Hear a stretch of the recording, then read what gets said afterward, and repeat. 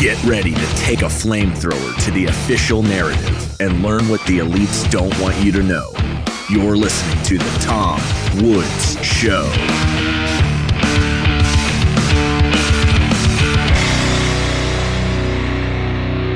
Hey everybody, welcome to The Tom Woods Show, episode 2517, with our old friend Keith Knight, who we're going to keep calling a young up-and-comer until he hits like 48. Because he's one of the only ones we have.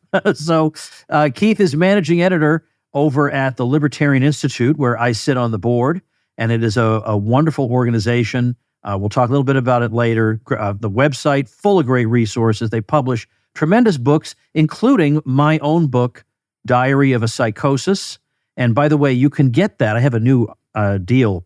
You can get that for cost plus shipping. I'm way cheaper than Amazon now, Keith. I will ship it out to you for just what it costs to get it to me and send it to you. So I am way cheaper than Amazon. Just go to diaryofcovid.com. I just started this, and I'm completely overwhelmed with packaging up books, but that's okay. I want to get that information out there. So I'm not going to make a dime on the books I sell through the website, but that's to get the word out. That's for American orderers only, because obviously I can't do this if you live in Timbuktu or something. But anyway, let's get back to Keith Knight rather than Old Woods here. Keith also has a book published with the Libertarian Institute, and it's called Domestic Imperialism, 9 Reasons I Left Progressivism. We've talked to him about that. And I am about to turn over my interviewer hat to Keith Knight, because in one of, not the only, but one of the rare times in the Tom Woods Show, in Tom Woods Show history, where I'm going to be interviewed by the guest is today, with Keith taking over. So, Keith, I'm officially now a guest on the Tom Woods Show. I'm putty in your hands. Well, thank you for being on the Tom Woods Show. Let's get started. I wanted to discuss the politically incorrect guide to American history. This year, we're celebrating its 20th anniversary. So I'm overall curious, why is it that historical narratives are important when it comes to communicating ideas? You frequently get the idea that, well, that was in the past and let's just forget about it, whether only America had slavery, whether everyone had slavery, let's not even bring it up. Why do historical narratives matter? Oh, geez. You don't want to get into that dumb cliche about repeating if you don't learn the lessons of history or, all that stuff. But there is something to that, in the sense that, as Hayek said, F.A. Hayek has a great book called Capitalism and the Historians. And the introduction to that book is fantastic, called History and Politics. And he links the two and says that, of course, if you get a lot of traditional historical narratives wrong, did that picture just fall? Hold on a minute. Let's put that here. And if you're, hold on, I'll be right back with you. All right. That, by the way, I'm going to interrupt myself. That is a caricature of, hold on. We'll have to move Ian Anderson. That's a caricature Doc Dixon and you? Of Doc Dixon and me, the magician, and me. At my 2000th episode, he's sawing me in half. And I have a caricaturist in my School of Life program who did this beautiful caricature of us. But the thing that's normally right next to it, my daughter Veronica, who has an Etsy shop, did a crochet project of Ian Anderson. That's him playing his flute, from Jethro Tull. So that's normally what you see in the back there. That's from Veronica. But anyway, if I could remember, I bought her. Hold on a minute. I know I'm supposed to be talking about American history, but as long as I mentioned Veronica, who does this wonderful crochet work, I want to see if I can remember off the top of my head what the URL of her. I got it. Okay, so she makes usually stuffed animals. In this case, a stuffed flute player. But it's stuffiesbycuppy.com. So Stuffies, like if you have so Stuffies, Stuffies by Cuppy is her nickname, Cuppy. So stuffiesbycuppy.com is her Etsy store. But anyway, Hayek says if you look at 19th century economic history and you draw all the wrong conclusions from it, then you're going to do really dumb economic things in the 20th century. There's no two ways about that. And I think about what kids are learning in the typical American history course, and it's all wrong. It's all wrong. I mean, whatever they learn about the Great Depression, that's going to be wrong. And attached to that wrongness, it's not going to be a random wrongness. That's the other thing. It's going to be a wrongness that makes them think we need experts running things. Because if you leave us to ourselves, look what we go and do. We cause depressions, we have housing crises, terrorists come attack us for no reason. But if we have people in charge who are wisely managing the society and wisely managing the economy, we don't have that so much. So these narratives they ossify because there are a lot of interest groups that have an interest in us thinking a certain way. We talk today about narratives, and we mean like, we talk about current events, like the narrative about COVID or the narrative about whatever, Jussie Smollett or whatever. But there are just as many narratives in history, because the narratives in history are just today's narratives 3 years from now. They just ossify into the narratives of history, and they're no more accurate then than they were when they were gracing the headlines of the Washington Post. So it's important that we get it right, because otherwise we will do stupid things. If the narrative about COVID persists that wise public health officials tried their best to get us a great health outcome, but we stupid, anti-science idiots just wouldn't listen, that's going to have an effect on how we think the next time this kind of thing happens. So I used to say to students back when I was a professor, I used to bring up the example of war powers, because students are used to seeing, as we all are, U.S. presidents just sending troops into battle, and they just think that's normal. And I say to them, okay, I know the arguments people can make for that. They can say the Constitution says the president is the commander-in-chief of the armed forces, but the Constitution also says that Congress declares war. And I say to them, now, if you don't know any history, how are you going to decide if those two things contradict each other, or if they are actually in harmony, but we just need to know what each one of them means? Of course, you have to know history. You have to know what people who ratified that document thought they were ratifying, what they said it meant. And you don't come out of the womb knowing that. You know that because you've studied it. And, I'm here to be the guy you study it with. You open the book discussing the differences between the French Revolution and the American Revolution. What are the main differences we should know about between those two? Well, that's a good one.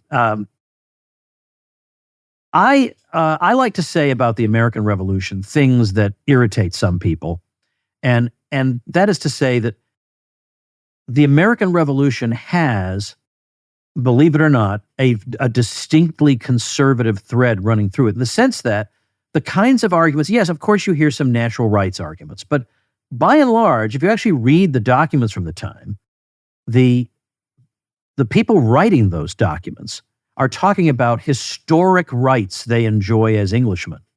So that's a very different approach. It's that traditionally it's been done this way for centuries and centuries. And you, the British government, are coming along and introducing novelties. And we are against novelties because novelties hit at the heart of our liberties. We intend to preserve those liberties that we have enjoyed from time immemorial and that come down to us in an uninterrupted history.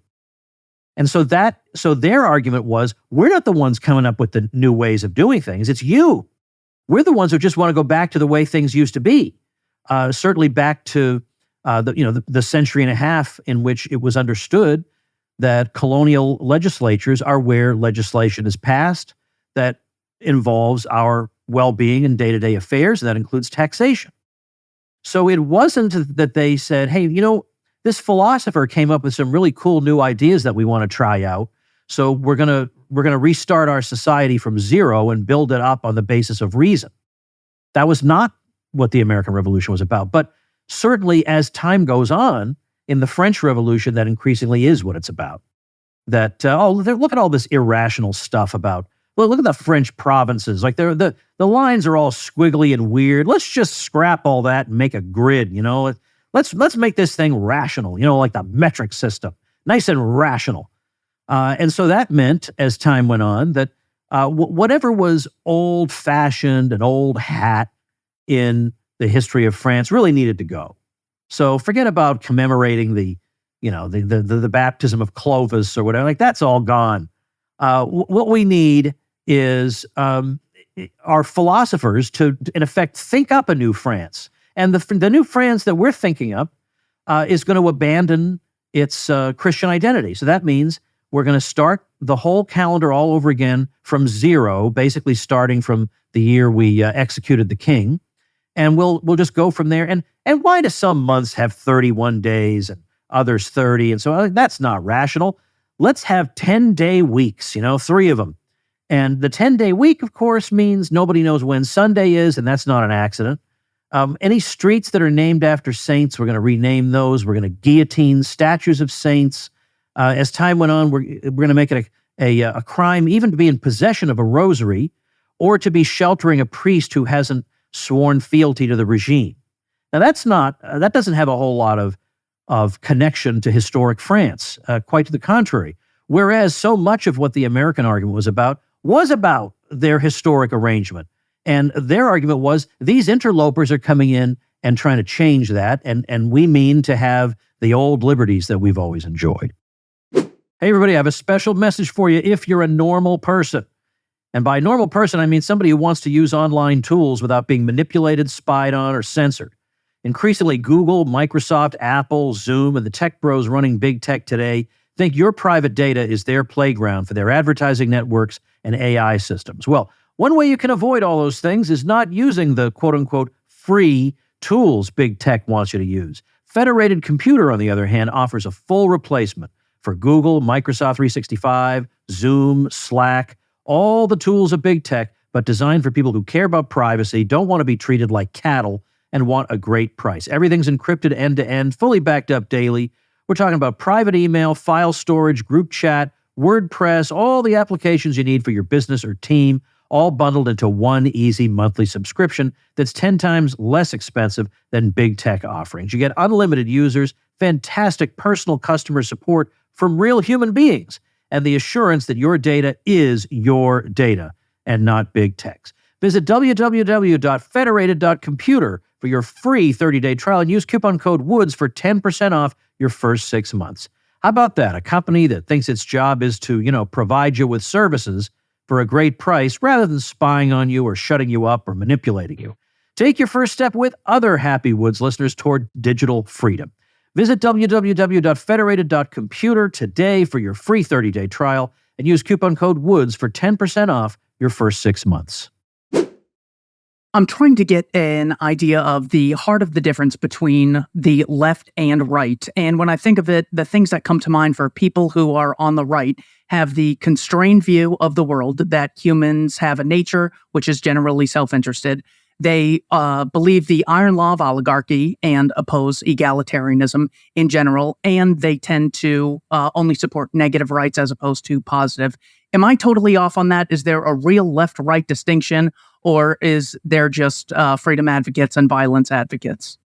Yeah, it's not just it's much deeper than that. I mean, that is a difference between people, but it's not the left-right difference, because I wouldn't say even when he was a member of the Libertarian Party, I wouldn't say Howard Stern was right-wing.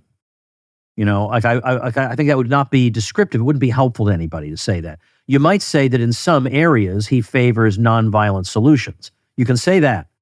But I could talk forever about this. I know there are people who say there's no such thing as left and right. They're wrong, okay? You could say that in the context of American politics, there's no such thing as left and right, because the establishment, the uniparty, is also similar, that to try to bother disentangling them is pointless.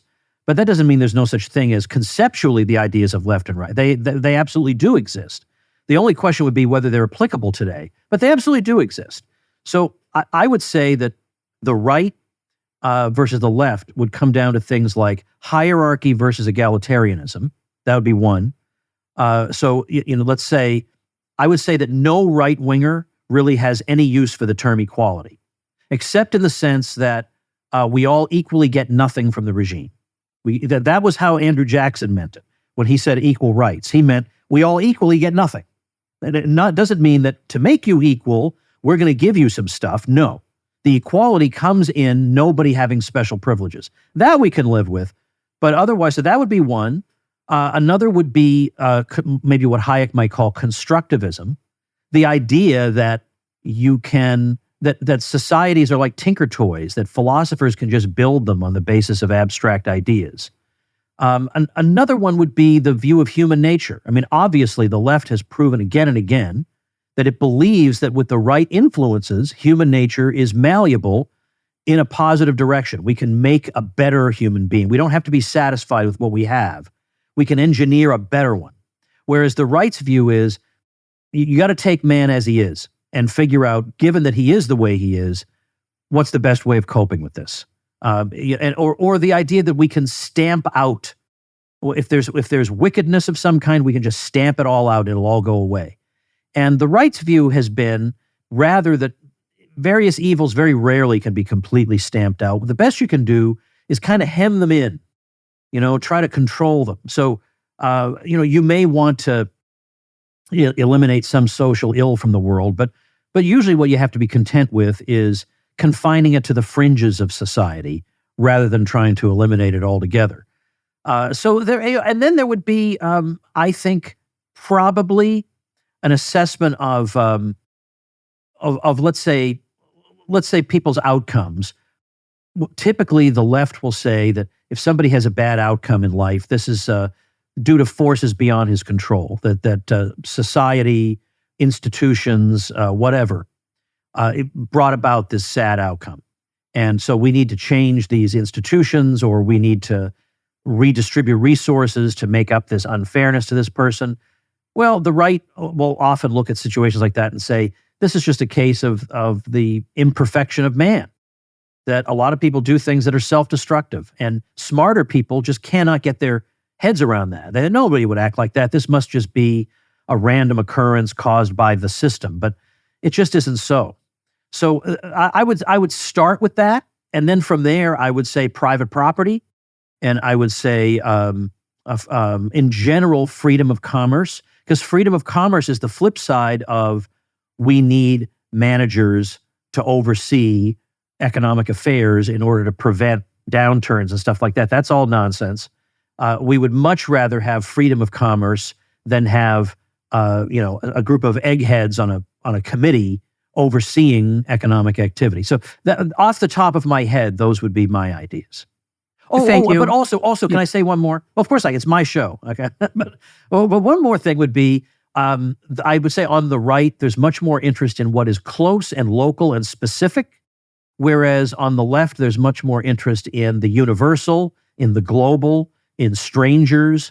Whereas the right-wing view really is that I cannot possibly care for all the people in the world or have equal concern for them, and so my circles of care begin with the household and then extend outward, and thus also extends my obligations to those people. So my obligations are at their height at the smallest circle, and then less and less as the circles go on. So the fact that somebody like Voltaire is all tears and pity about the earthquake in Lisbon, but he puts his own kids in a foundling asylum is exactly what I'm talking about.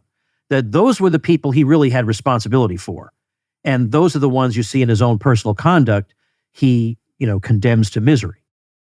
Thank you for getting into that. I think that really gets to the difference between the French Revolution, American Revolution, or Bolshevik Revolution. On page 27, you quote Senator Abraham Lincoln in 1848 when he said, "Kings had always been involving and impoverishing their people in wars, pretending generally, if not always, that the good of the people was the object." So it turns out, throughout history, this has been the claim that mass murder is in the interest of the masses, not just a select few. When it comes to how we can differentiate war propaganda from genuine threats, what are some lessons we can learn from history? One lesson you have to learn is that it's almost always propaganda. So you don't give them the benefit of the doubt. You basically assume they're lying to you. War, the prospect of war carries with it the prospect of the enrichment of a lot of people who don't deserve to be enriched, and that includes the people propagandizing you. So you have to assume they're lying. And very often that will be the case. And you might say, yeah, but how could both sides of the conflict be lying? Well, sometimes they are, or sometimes one side is lying and the other side is legitimately innocent.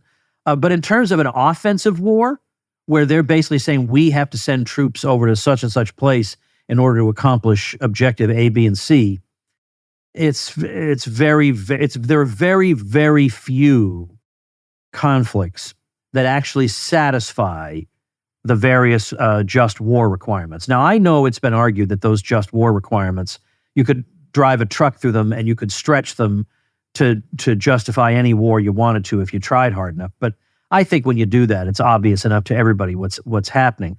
But that quotation that you have makes it more understandable why it is that the American system was set up the way it was, where the president could not simply send troops into harm's way, but that they were very, very self-consciously taking that power away from the executive, because we see that in light of that quotation about the kings, and transferring it to the body that they felt was closest to the sentiments of the people, the U.S. Congress. After all, congressmen are reelected every 2 years, because this one person can't be trusted with making these decisions. I love Arthur Ponsonby's thesis that basically most wars, you can just assume that they're lying. And the reason is because they're asking you to bear such a high cost of mass death and getting your limbs blown off. You mentioned the fact that the term basket case does come from a quadruple amputee. So in order to get people to bear such a high cost, they can't say, so, we're fighting a war because either Yanukovych is going to be on the throne in Ukraine or Zelensky is. So that's what we're dying for. They can't do that. They got to say Putin's going to take over everything, mass enslavement, and he'll just start having executions all over the globe. They always have to lie because of the high cost that people have to bear in order to get into the war. When it comes to the Civil War, the numbers I've heard are 600,000 deaths, the American Civil War. You look at the diaries of why soldiers in the South fought. What did you learn from the motive behind soldiers in the South and soldiers in the North? I think in more recent years, in fact, they've upped the number to something like 830,000, up from the 600 that we've often cited. So quite horrific. But in terms of what the soldiers are writing, and this is easily verifiable because James McPherson, who was a historian in part of the abolitionists, a cause he was very sympathetic to. I mean, in the 21st century, everybody more or less is. But he wrote a book on this, and the initial title of that book was called "What They Fought For." I mean, just very, very blunt. But I believe the published version was called something like "For Cause and Comrades." Now, maybe I'm wrong about that, but it's something like that. And basically, that's what he did was he went through and read, what letters we still have, diary entries, whatever primary sources he could get to get into the heads of the soldiers fighting for the North and the South. And what he found was that, slavery might be tangentially referred to, but by and large, they both felt like they were fighting for patriotic motives, that the North felt like they were fighting to preserve the Union that had been handed down to them by their ancestors. And the South felt like they were fighting for that Union too, but the Union that had been handed down to their ancestors was a voluntary Union, not a Union where the central government could use brute force to keep recalcitrant states in it. And so you see them both arguing that we're fighting for what is dear to us from the point of view of our history and what's meaningful to us and what's in our blood as Americans. And so that very, very often was what motivated them. And of course, we know that there were riots in the North when it was, when Northerners are being recruited and it was declared that this war was being fought to end slavery. This was not why they thought they were fighting. So it's a more complicated situation than the comic book version makes us think. Yeah, you mentioned that in the first 18 months of the war, slavery is barely, if ever, mentioned by those advocating the war. And we see it just like Iraq and Afghanistan. They sell the war on your life is in danger. You really got to take a huge risk. And then long after, actually, we're fighting for women's rights against the Taliban, and we're actually bringing democracy to Iraq. It's like, when you were selling this thing, you never mentioned either of those. I was like days away from getting my head cut off by an Islamist because I don't love Muhammad. And now it's about democracy. We constantly see this coming through with war propaganda. On page 73, you say, this is a discussion about General Sherman. That only goes to show the extent of our moral captivity to 20th century ideas. Give me the best example, or a few, of our moral captivity to 20th century ideas. Well, in that sense, I was thinking, at least in part, of the idea of total war and unconditional surrender and stuff like that. It's true that you can find many examples of tremendous brutality in previous centuries, but at the same time, we don't really get absolutely 100% total war almost as a virtue until our more allegedly civilized times. I mean, there are a lot of times wars would be going on and the general public wouldn't even know it was happening. But then in the age of democracy, where everybody gets a vote, but they also get, a gun when the time comes. And you have, this is where Hans Hoppe's analysis comes in. His argument was that there's a qualitative difference in the way a monarchy and a democracy conduct their affairs, because the monarch can hand down his realm to his heir. So he has no interest in absolutely pillaging and looting everybody and ruining the capital value of it, or laying waste to it, or sending hundreds of thousands of people off to die, because those are people who could all do productive things for him.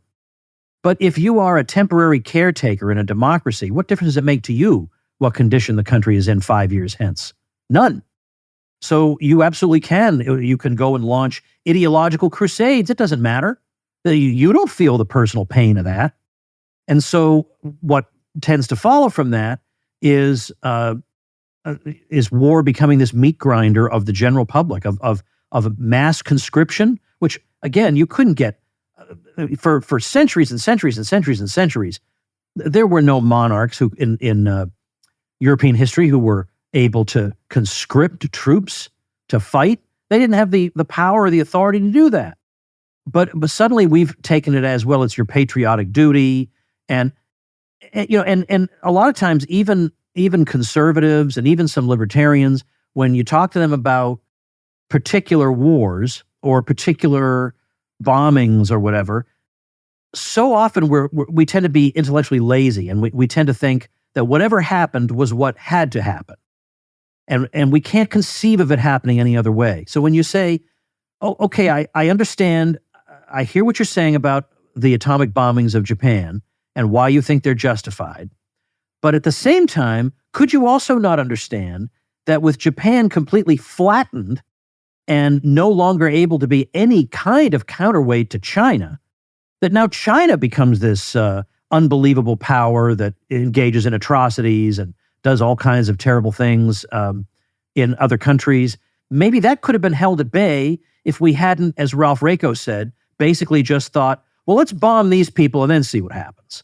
But we can't, no one can think in any other way, because this is how it happened. So this is how it had to happen. And if you think otherwise, you're a naive idiot. I think that's also a 20th century idea, is that the way it happened is the way it had to go. Whenever I would ask people on a test, now I'll grant you, they're playing it safe. I get it. But when I would ask, was the American Revolution inevitable? The answer I always got was yes. Every single time, yes. Not one person tried to argue that maybe it could have been worked out. And the thing is, it's obviously conceivable that it could have been worked out. Anything's possible. Not one person wanted to consider that could have happened. So unfortunately, that's a problem, and it makes us, after the fact, rationalize things that we ought not approve of. So many examples of the historical deceptions that we come across. Sometimes they're explicit lies, the predatory pricing myth. Other times, a lot of things are just heavily omitted on one side of the dispute. So when it comes to World War I, what are the major aspects of World War I that were omitted, and some lessons we can learn for the modern day?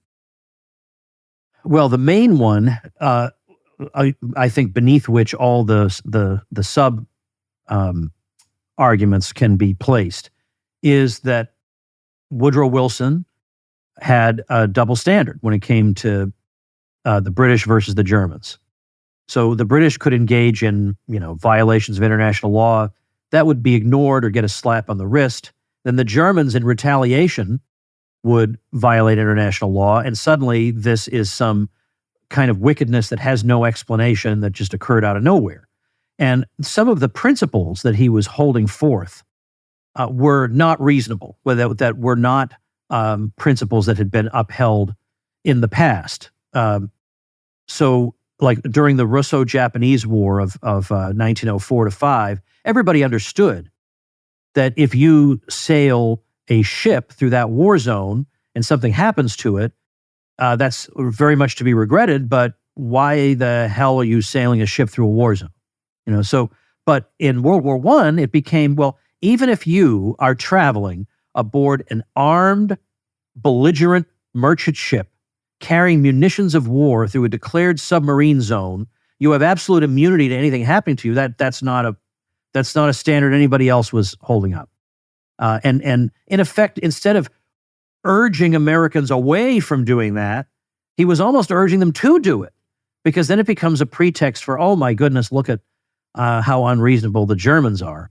And the thing was, the Germans engaged in the submarine warfare because the British were starving them out. They were trying to starve them.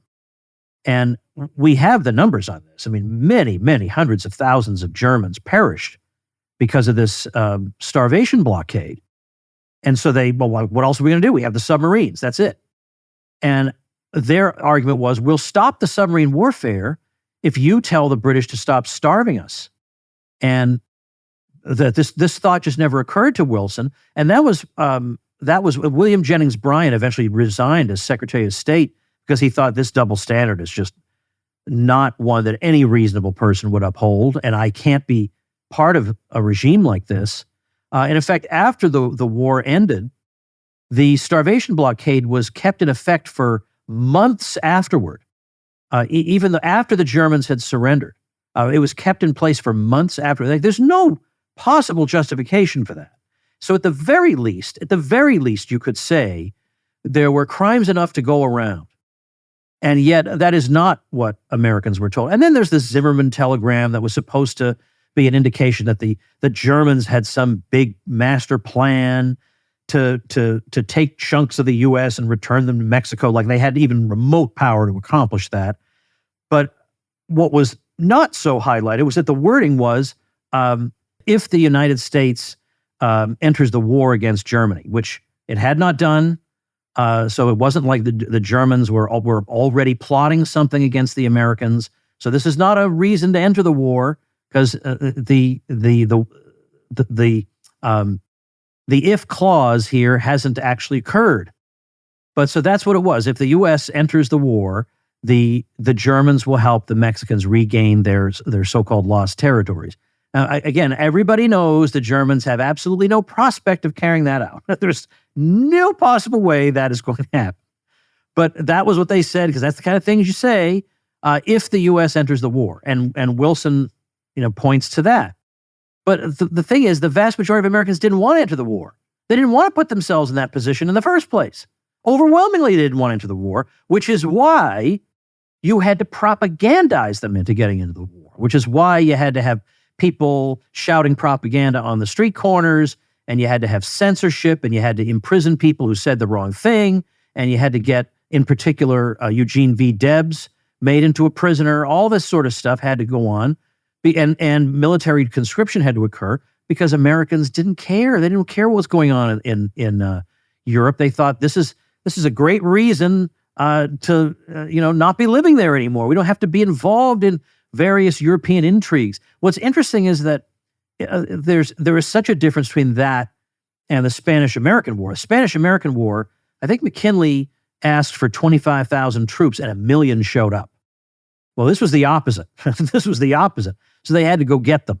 They had to go get them by force. So Wilson, of course, after bringing the U.S. into a completely disastrous, bloody war that only exacerbated every bad trend in Europe at the time, is considered one of the at least near great historians, depending on which presidents, on these surveys of historians, depending on which survey you look at. Sometimes he's one of the absolute greats. These surveys, you sometimes see them nowadays saying, 25 surveys of historians say that Trump was the worst president of all time. Are you kidding me? Of all the presidents, every single one, Trump, who I'm sure by what is entirely coincidence, just happens to be within living memory and like just left office and everybody's red hot in how they feel about him right now. I mean, really, those surveys of ranking the presidents are so absolutely worthless because they're based on, what could they be based on other than the political opinions of the historians? What else could they be based on?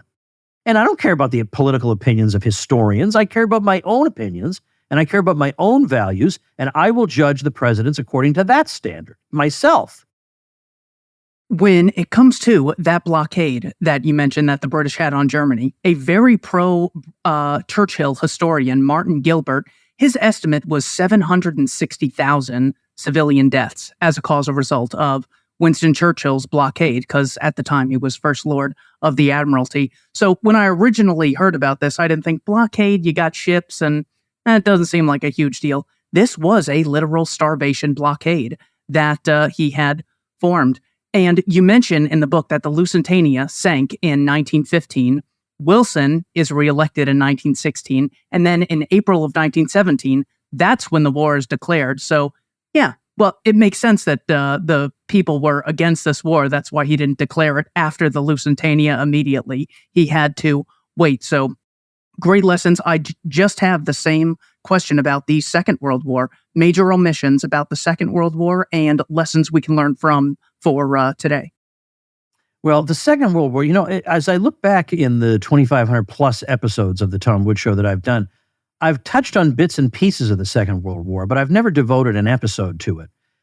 Scott Horton of the Libertarian Institute, in fact, we should pause in a second after I'm done with this question and say a little something about that and then resume.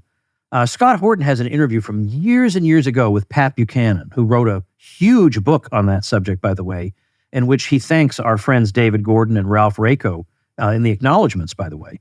And Scott and Pat had this like hour-long conversation that was really, really great. Because normally, if you try to talk about World War II, it's all, it's all a cartoon, and you just, no one can imagine anybody making a different decision about anything.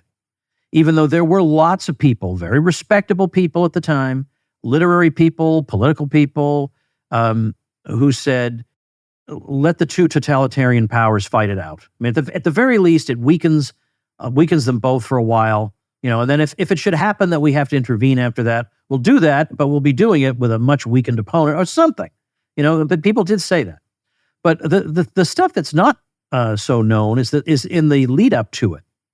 So it's quite obvious that Franklin Roosevelt wanted to bring the U.S. into the war, but he could see the opinion polls. And from the standpoint of Americans at that time, this was, in effect, going to be something like World War I in the sense that it's a hugely bloody war about European affairs that Americans would do best to stay out of. That was the attitude. That was where that came from the experience of World War I. So there would be cases where FDR would say, we've uncovered this map showing the routes the Germans are going to take when they invade the United States through South America. Now there was, again, this is the Germans can't cross the English Channel, but they're supposed to come to South America and invade the U.S. Was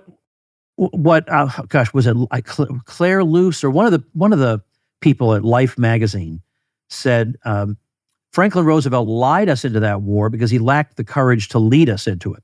So if you want to go into the war, you say, here are the reasons I think this is something we should do, not making up some BS map or saying, I can't believe this American ship had depth charges or was attacked by the Germans. Well, because it so happens this is a ship that's telegraphing the location of German ships to the British and dropping depth charges on them and stuff like that. Well, when you hear that part of the story, whatever else I love saying stuff like this, whatever else you may say about Hitler, he's not looking to gratuitously draw the U.S. into the war. Obviously, if he can avoid that, anybody in his position would prefer to. So he's not going around thinking, well, let's seek out some American ships to harass. This is not even remotely his thought. It's that they were obviously assisting the British. So I would say that stuff is just not known by Americans. Now, most Americans would say that in this particular case, ultimately the U.S. had to get involved. Is probably, I would say, not probably, certainly what almost every American would say. That is the state of public opinion today. And after Pearl Harbor, that was the state of public opinion then. But I think those same people would say it is not a good thing for the U.S. president to make up stories to cause us to make decisions instead of just laying out the evidence and urging us to do the right thing. Now, by the way, now that I've said that, let's say a quick word before we go on about the Libertarian Institute. I've been on the board for I don't know how many years, and it does fantastic work, and it has helped to publish a number of really, really significant works that have had a genuine impact.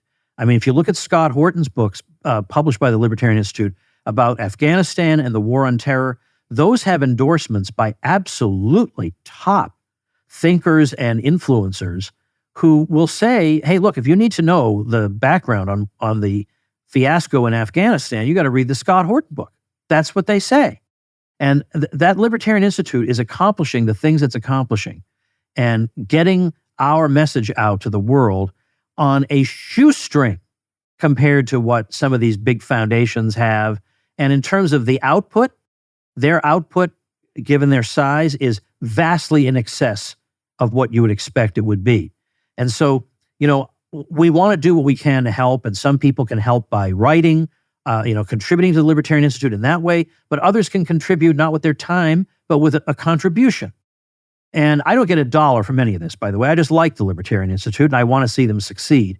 So if you're ever thinking, I would like to help out the cause, but I don't know who's on the level or, which organization isn't going to blow the money or whatever, I can wholeheartedly and without reservation recommend the Libertarian Institute, which is having its fund drive at this very moment. So the website is libertarianinstitute.org. I don't know if you were planning to say something, Keith, but that was my pitch. Thank you so much for the pitch. Yes, we have a number of contribution levels. You can get a copy of Domestic Imperialism, 9 Reasons I Left Progressivism. If you're a little short on funds and can't donate and buy the book, you can always get a free PDF at libertarianinstitute.org. Also, the 48 things I read that made me a libertarian in the Voluntarist Handbook, you can also get that on libertarianinstitute.org. You donate a certain amount, you get a free book. And Scott's books are also terrific. There's so much important research that we're only able to do because of contributors. And Scott Horton published a terrific book titled Fool's Errand, Time to End the War in Afghanistan. This was before the withdrawal. Now people can look back and say, well, yeah, that probably shouldn't have been a 20-year war. Scott was saying this years before it was generally accepted, and he goes through a number of details. There was a potential to actually have bin Laden handed over by the Taliban, who just didn't want to have a war with America in their country. Scott goes through these sources and brings light on something where people always assume Iraq was the mistake, Afghanistan was necessary. I think his book, Fool's Errand, does a terrific job in saying, turns out these wars are based on explicit lies, or the costs are just not worth the potential benefits that we could eventually come across. We have a book titled The Fake China Threat by Joe Salas Mullins. Very important topic now. You have Seth Moulton, a senator from Massachusetts, who said, the U.S. should say to China that if they invade Taiwan, we are going to blow up TSMC, which is the Taiwanese semiconductor manufacturing company. That's trillions of dollars. And they're just blatantly talking about this. So with these psychopaths having so much power, the Libertarian Institute's really trying to be an intellectual bulwark against a lot of these crazies. Lindsey Graham just gets worse every day. Of course, all this stuff. But we have tons of podcasts, tons of free documents on Oklahoma City, tons of research materials as well, articles on anything you could imagine. Go to our search engine, type in anything. You can find out our discussion on the Second World War, which you titled All the Wars Are Based on Lies, with myself and you last time I was on. So yeah, there's tons of stuff you can find there. I hope you guys will contribute. Hey, everybody, let's take a minute to thank our sponsor, Persist SEO. If you are getting buried by your competition online, then build your brand, your reputation, and your lead flow with digital marketing by Persist SEO.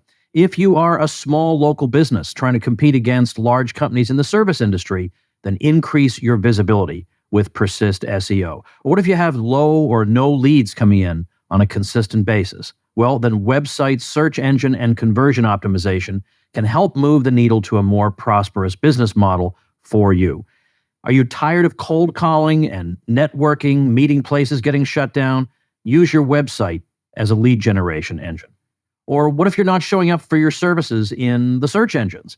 Well, get found with Persist SEO's expert search engine optimization. All you have to do is call 770-580-3736 or visit them at ineedseo.help for a free website audit and consultation. That's 770-580-3736 or ineedseo.help. All right, tremendous. Libertarianinstitute.org. Go do that. It's your good deed for the day. Let's resume our conversation. I presume we have more to say. Absolutely. Page 93, you titled this section, How Big Business Made Americans Better Off. What could you possibly say that is good about big, greedy, exploitative businessmen? Well, this one, I think these days there's a portion of the right wing that won't want to hear this because some of them have demonized big business. And I think big business is such a large category that you can't just condemn it per se. And especially since there are some businesses that can't be anything other than big because the capital intensiveness is so great. You can't have a mom and pop auto manufacturer. How would that work? There's no way you could. So the question that comes up in that book, because it's a work of history, is it involves the kinds of accusations made in the late 19th century, maybe the final quarter of the 19th century, alleging that there were monopolistic practices, quote unquote, taking place in various industries. Well, the thing is, if you have the data, you can actually make a determination about this. And if we take the definition of monopoly that's current in economics today, now, and we'll just take them at their word that this is the correct definition, even if an Austrian might not like that definition. We see monopolistic behavior basically when prices go up and output goes down, and that what we have is a case of companies like withholding output for the purpose of getting a higher revenue stream. And so, okay, well, we could just go verify that, can't we? Why don't we go look at the various industries we have data for at that time and see, was their output increasing or decreasing? And were prices going up or down? Well, in all but two of them, the output was increasing and prices were coming substantially down. So you can say, whatever, maybe you could say they had bad working conditions. You can make up some argument against them if you wanted to, but this argument doesn't work is the point. And that basically there is almost no American history teacher in a classroom today who knows that. They think that the average person suffered because, we have all these monopolies and they can just charge arbitrary prices. That's absolutely not true. That is absolutely not true. There is not one stitch of evidence to support that implicit claim, or oftentimes not so implicit.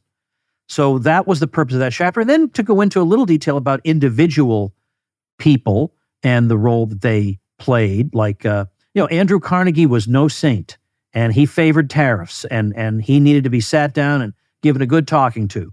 But what we also know is that the price of steel rails came down by about 90% when he was dominant. So if he's running some quote unquote monopoly, well, some stinky monopoly that is, if the price, you don't monopolize something for the purpose of lowering the price 90%. That is what happened. That actually is what happened. And we could go, I give multiple other examples. So I just don't like cartoons, and the cartoon image of the businessman, not the monopoly guy. The man on the monopoly board is not wearing a monocle, contrary to popular belief. There's no monocle. But I always imagine the rich guy having a cane and a monocle and a sack of money with a dollar sign on it.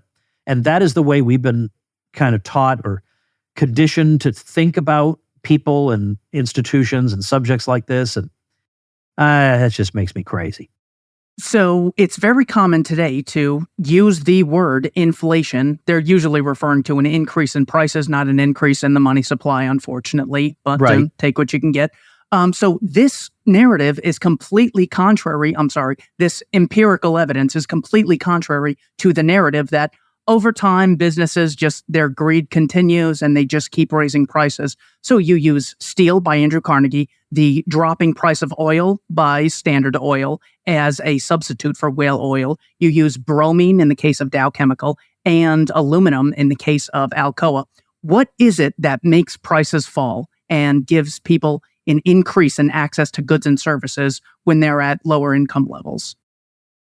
Well, a lot of the explanation doesn't necessarily involve one or two heroic entrepreneurs. It can involve just the way the system works. So let's imagine that we have a constant money. Its supply neither increases nor decreases. I'm not saying that's desirable, but just for the sake of the argument, the money is invariable, we'll say. And over time, we see either because of population growth or because of technological innovation or because of investment in capital equipment, let's say machinery to produce products. Over time, you see more and more products being produced. But if the money is invariable, how are we going to be able to buy all those products? The only way, so let's say we're on a desert island and the only product produced is tomatoes, and we have like 3 copper coins and there are 3 tomatoes produced. Well, okay, you could say you charge 1 coin per tomato, no problem. But if you double your supply of tomatoes, does that mean we have to double the supply of money to buy them? No, it means now 1 coin will just buy 2 tomatoes. The price just falls down to half a coin. Like that's no problem. Well, that's what happens when, as is natural for a capitalist economy, over time, you have more and more goods and services over time. But if the money is invariable, then what happens is, in order to buy those extra things, the price of them have to come down or they won't sell. The prices have to come down. Well, basically, the price will come down because now you get all these goods and service providers competing with each other, and you have this increased supply, and the solution to that is lower prices. And that's basically what's happened is competition lowers the prices. And we've seen that. You can compare, not in dollar terms, but in terms of how much time did I have to work to earn the money to buy a pair of jeans. And if you look at that over the course of the 20th century, the amount of time you had to spend working to earn the money for that pair of jeans consistently comes down. Or a dozen oranges consistently comes down. Or a kilowatt of electricity. Or a 5-pound chicken. Or whatever the product is. It's less and less time. So you get innovations, you get capital equipment that produces more stuff. The increased supply puts downward pressure on prices because, supply and demand determine prices. The increased supply puts downward pressure on prices, which means everybody's real incomes increase. Now, if you have a monetary authority that offsets this process by, putting all this money into the system, then you're not going to see that effect, or the effect might be altogether swamped. And in fact, you'll see prices rising for everything. But that's not the natural occurrence. The natural occurrence, the situation that obtained during the time the United States was rising to become the great industrial power of the world, was a system of falling prices. Prices fell across the board, not as today, just in personal computers, although they didn't have personal computers then. We see it there. We see it in things like computers, but we don't really see it anywhere else. That's because it's being offset by all the money printing. That would not be the case normally. Your precious metal money would hold its value or increase in value over time because it could not be produced willy-nilly. There was a natural limitation to how much of it could be produced. And so typically that was what made it chosen as a money in the first place, was that it was hard to make a whole bunch of it. That's why we didn't choose dirt or we didn't choose leaves. We chose something that's really hard to make a lot more of. So all the other goods in the economy are increasing at a faster rate. So, the ratio of the products to labor, is improved in labor's favor. And so that labor sees and everybody sees their real incomes rising because of this increased abundance. And so that's the process. And that's what would be happening. And we would see it with our own two eyes if we hadn't been told that unless we have rising prices, we'll have depressions, and falling prices cause depressions. Falling prices do not cause depressions. That's just made up. Falling prices do not cause depressions. Depressions have as often or more often been associated with rising prices, contrary to popular belief. I go through all this in my book, Our Enemy, the Fed, and I give that away for free. OurEnemyTheFed.com. All that stuff is in there. And Meltdown, which we're celebrating the 15th anniversary of, also a great book. Another narrative. In terms of anniversaries, let me just jump in. The reason we're talking about this today, the Politically Incorrect Guide to American History, is just, I just want to reiterate for anybody joining late or whatever, is that it is enjoying its 20th anniversary this year. I wouldn't just normally say, Keith, come on the show and interview me about my own book that's 20 years old. It's because it's a round number, and so because we live in a base 10 system, you are subjected to this episode. Yes, but still, even if it had only been 19 years, you still want to learn about Operation Keelhaul, which we're not going to get into because I want people to go out of their way to read this. Thank you. You should know about Operation Keelhaul. No American student does. So it's been funny to watch Paul Krugman no longer say the New Deal brought us out of the Depression. He conceded that it led to the double-dip recession of 1937. However, it was the demand that was stimulated with the Second World War, which brought us out of the Depression. That's why today we need things like Joe Biden's Inflation Reduction Act. That's why the CARES Act with Donald Trump was so important, because demand has to be stimulated. What, if anything, is wrong with this idea? Well, absolutely everything. And again, this is one of those things where not just the left gets it wrong, but even a lot of conservatives will say, they'll be mostly on the right track saying the New Deal did not get us out of the Depression. Correct, great. Then they'll say World War II did. If you say that, in addition to being wrong, you're just handing the whole argument to the other side. You're saying, well, Roosevelt did some domestic spending, but if he had done more spending like we had in the war, then it would have worked? You sure that's the argument you want to make?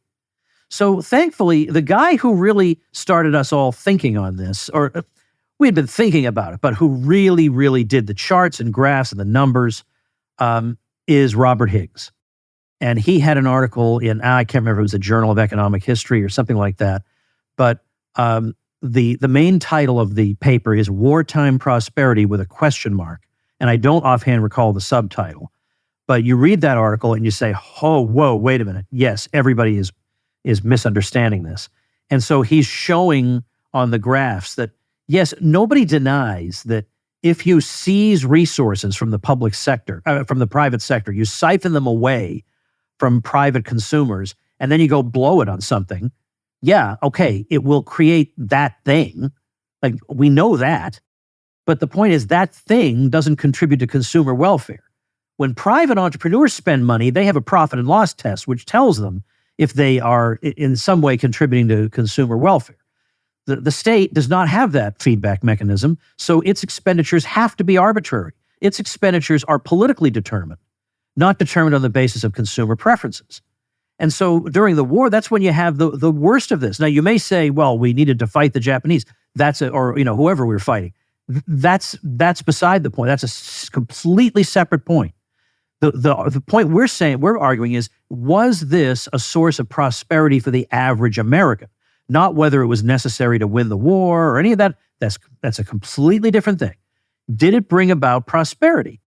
And he goes and looks and says, look, when you siphon 10 million men out of the economy, the ones who have the most work experience, who are the physically strongest, and you siphon off like 40% of GDP or whatever into the waging of the war, and the official numbers tell you the society got more prosperous, something's wrong with those numbers, right? Like if today I took all the able-bodied men and sent them away, or lined them up and executed them by firing squad, and then we saw that all the economic indicators said the economy was now doing better, we would know something's wrong with the indicators.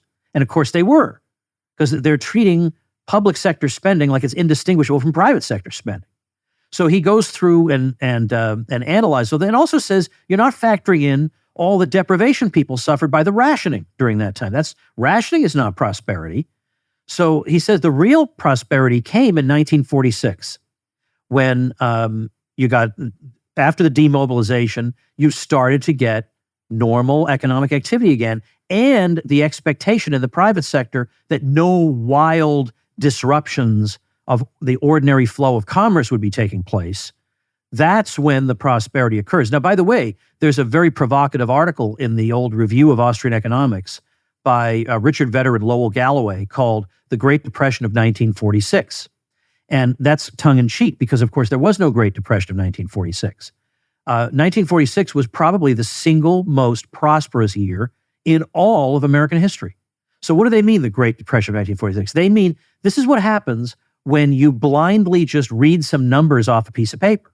Because if you read the numbers off the piece of paper, the numbers don't look very good for 1946. But that's because the public side of the spending has collapsed because they're not waging the war anymore. And so some indicators of prosperity look bad, but that's not bad. Like employment was great, production was great, consumer goods production was great. That's what you need to look at, like things that involve the welfare of the people. And if you look at that, you realize there's no depression in 1946. You'd have to be a dope to think that. You're looking at the numbers all wrong, as we had been during World War II. And I love what you said earlier about using time price as a better indicator rather than GDP. So yes, 400,000 American deaths and giving half of Europe to the Bolsheviks did not stimulate the economy. You make the excellent case here. Last question. Thank you for going 1 hour with me. In chapter 15, titled Civil Rights, you mention a 1983 survey by the Department of Education could not turn up a single study that found integrated schooling to have any appreciable effect on a Black educational achievement. What are the main omissions about the civil rights era that people should know about? I elaborate further on that in my book, such a terrible title, 33 Questions About American History You're Not Supposed to Ask. I can't even have my eyes open when I say that terrible title. So there is further information in that book, but in the Politically Incorrect Guide, I don't remember which book I say which, so I don't want to disappoint anybody. Get both books. But I have a blog post at tomwoods.com that has really stood the test of time. It gets a lot of link clicks, even now, and it's from like 12 years ago. But in there, really, I was quoting Thomas Sowell and talking about some of his work. And he says that in terms of things like employment, of course the government wants to take credit when Black achievement improves and let's say employment outcomes improve. They want to say, well, of course, that's because we passed this legislation. But what he points out is he says, but the thing is the growth of Black employment, particularly in professional fields, in high-paying fields, we see this happening in 1949 to 1940 to 49, 49 to 59, even before the real heyday of the Civil Rights Revolution, which was in the 60s. We see no acceleration of it. And then he lists some statistics about the year before the 1964 Civil Rights Act and the trend in Black employment in various levels, and then says it was much stronger that one year than it was in the 2 years after the Civil Rights Act was passed. He says, so we have to be careful about attributing everything to government action. But we're inclined to do that because it seems to make sense. The government passed a law called, like the Help Blacks Law, in effect, so therefore must have helped them, And we're very inclined to do that because we do it all the time. We do it with things like the OSHA about occupational safety and health. And occupational safety and health absolutely improved after OSHA was introduced. So we think, oh, well, all right, I guess it did some good. But what we don't bother to look at, as Sowell would say, is, but what was happening before? What was the existing trend? And the existing trend was already downward. The existing trend was actually more steeply downward in the 25 years before OSHA than it was in the 25 years after. But since nobody knows about that half of the story, they think, well, you see those stupid right-wingers who don't want regulation. They don't understand all the good that it does. Well, it's that they don't understand that there are already safeguards in place, market pressures that tend to produce the same outcome and already were. And so likewise, his argument is that we already saw tremendous strides that Black people who made those strides deserve the credit for, and not have it be said that, well, I mean, of course they were going to succeed because the government fixed everything for them. He said that's not a helpful way to look at history. It's cartoonish. Okay, one more. I lied. I have to do one more. Okay. You mentioned a number of countries, Hong Kong, Singapore, Taiwan, a lot of groups that have gone from impoverished to successful. Right now, the plan for Black America by the Democrats mostly is reparations, more school funding, K through 12, and more college education, more food stamps. Biden mentioned a Black-only $10,000 tax credit if you buy a house. Are any of the things that are being advocated for Black Americans something that have lifted other groups out of poverty? None of that. I mean, none of that. And I know that you're asking me these, as these kinds of questions as as an interviewer. So I know that you know the answer. But I mean, basically, what lifted those countries out of poverty was it was free trade, for one thing. I mean, obviously, a place like Hong Kong, how are you going to survive without free trade? You're going to make everything in Hong Kong? Come on. So they realized that it's indispensable to have it. So that was one thing. But basically, freeing up the economies, making it possible for people to take part in the economy with fewer restrictions. So not a high minimum wage necessarily, or make it easy to have for people to open businesses. I mean, these sorts of things are not hard to figure out. I mean, when you look at the countries that have succeeded, they have property rights that are secure. They have a legal system that's at least moderately reliable. They're not nationalizing property and distributing the gains to people, or they're not engaging in weird land reform projects, or they're just freeing the markets. And even in this day and age, people are skeptical of the market economy more than they were before. But the facts are facts. I mean, this is what brought these countries out of poverty in case after case. So, and one of the points that Thomas Sowell makes in his great book, Civil Rights, Rhetoric or Reality, one of those points is that the pattern that we've seen in American history is not that a particular ethnic or racial group enters politics and then succeeds. He says the Irish, that's not how it worked for them. They got right into politics and they absolutely lagged behind. He says they get into politics afterward, if at all. And if they do get into politics, like with Asian Americans, generally they do so with a message tailored more to the general good than to racial grievance. And that seems to have worked a lot better. So it really is the Booker T. Washington argument all over again. He's basically right. The state does not make you prosperous, and relying on it doesn't make you prosperous, and victimhood doesn't make you prosperous. Yes, and I love Sowell's point in that book about how after being released from concentration camps, the Japanese by 1959 had incomes that were at white levels, and by 1969, Japanese immigrants had exceeded white incomes. So just none of the economic or military narratives that the state gives us ever hold up. That's why I wholeheartedly recommend this book. So once you make a donation to the Libertarian Institute at libertarianinstitute.org, go check out the Politically Incorrect Guide to American History. All right. Well, now I will officially take over the host hat from Keith, and let everybody know, if you're not on my mailing list, you might not know this, but my U.S. history courses are now available for free. I don't charge for them anymore. So you can get them at woodshistory.com. And this is where you can, when you're driving around or your kids can listen or whatever, you don't have to be a hostage of these crazy people in the Organization of American Historians or whatever else. Keep them far, far away. I've got my history courses up there for free, woodshistory.com.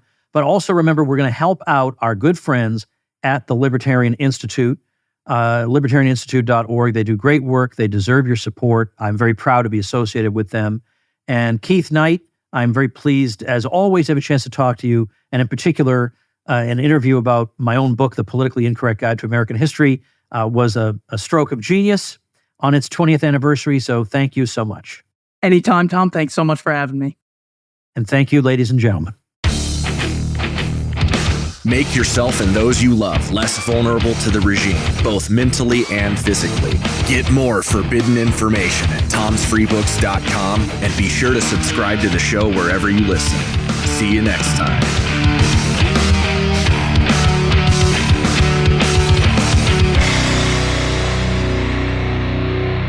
Like the sound of The Tom Woods Show? My audio production is provided by Podsworth Media. Check them out at podsworth.com.